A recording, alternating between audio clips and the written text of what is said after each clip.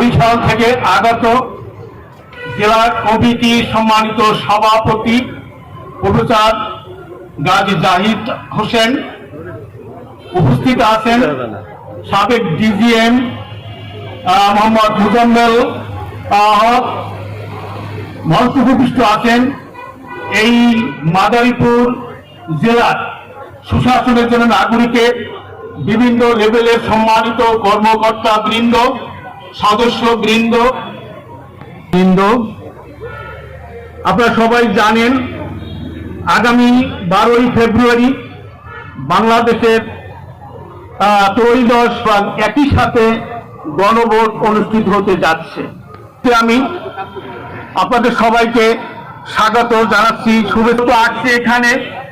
আপনাদের এই যে উদ্যোগ, আপনাদের যে উদ্যোগে সুশাসীগণ সম্মানিত প্রার্থীবৃন্দ উপস্থিত আছেন, আমরা তাদের কথা শুনব। আজকে আমরা বেশিরভাগী গণের মধ্য থেকে যদি তারা আগামী প্রার্থী হিসেবে জয়লাভ করার পর তারা জনগণকে কি ধরে আমরা 54 বছরে বাংলাদেশের একটি সুষ্ঠু যার ফলে এই 24-এ একটি গণ অভ্যুত্থান অনুষ্ঠিত হয়, সংগঠিত হয়। সংসদ নির্বাচন যেটাই আমাদের কাছে অত্যন্ত গুরুত্বপূর্ণ, যারা আগামী 5 বছরের জন্য এই জাতির নেতৃত্ব দেবেন, তারা যদি সৎ মানুষ না হন, তারা যদি দক্ষ মানুষ না হন, তারা যদি যোগ্য মানুষ না হন, তারা যদি আইনজ্ঞ মানুষ না হন, আইন বিশেষজ্ঞ মানুষ না হন, তাহলে তারা আমাদের কিছুই দিতে পারবেন না।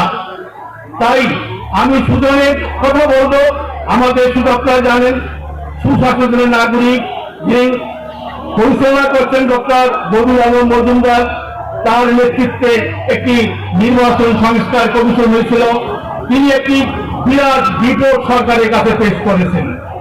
সেই কমিশনের ভিত্তিতে আগামী সংসদ নির্বাচন অনুষ্ঠিত হবে। আমাদের প্রার্থীগণ, আমাদের সরকার ওই নির্বাচনী সংস্কারগুলি মেনে এই পরিচালনা করবেন। এখানে আমাদের যে উদ্যোগ বা উদ্দেশ্য আছে কোনো সুস্থ নির্বাচনের পরিবেশ সৃষ্টি করা, সৎ যোগ্য জনকল্যাণে আমরা সেটাই শুনবো আপনাদের কাছ থেকে। আমরা এখানে যারা ভোটার হিসাবে আছেন তাদের কয়েকজনের কাছ থেকে আগামী নির্বাচন নিয়ে আপনাদের প্রত্যাশা কি, সেটাই একটু আপনাদের অসঙ্গতিপূর্ণ আচরণ বর্জন সহ ইতিবাচক দৃষ্টিভঙ্গি নিয়ে নির্বাচনকালে এবার রাজনৈতিক দল ও প্রার্থীদের মধ্যে গণরায় মেনে নেওয়ার মানসিকতা তৈরি সহ রাজনীতিতে নির্বাচনী ফলাফল মেনে নেওয়ার সংস্কৃতি গড়ে তোলা, রাজনৈতিক দলসমূহের মধ্যে তাদের ম্যানিফেস্টোর মধ্য দিয়া, আপনাদের বক্তব্যের মধ্য দিয়া জনগণকে আপনারা আপনাদের কথাগুলি বলবেন, আমরা শুনবো। সবাইকে ধন্যবাদ দিয়ে আমি আমার সংক্ষেপ বক্তব্য শেষ করছি। সবাই ভালো থাকুন। আসসালামু আলাইকুম।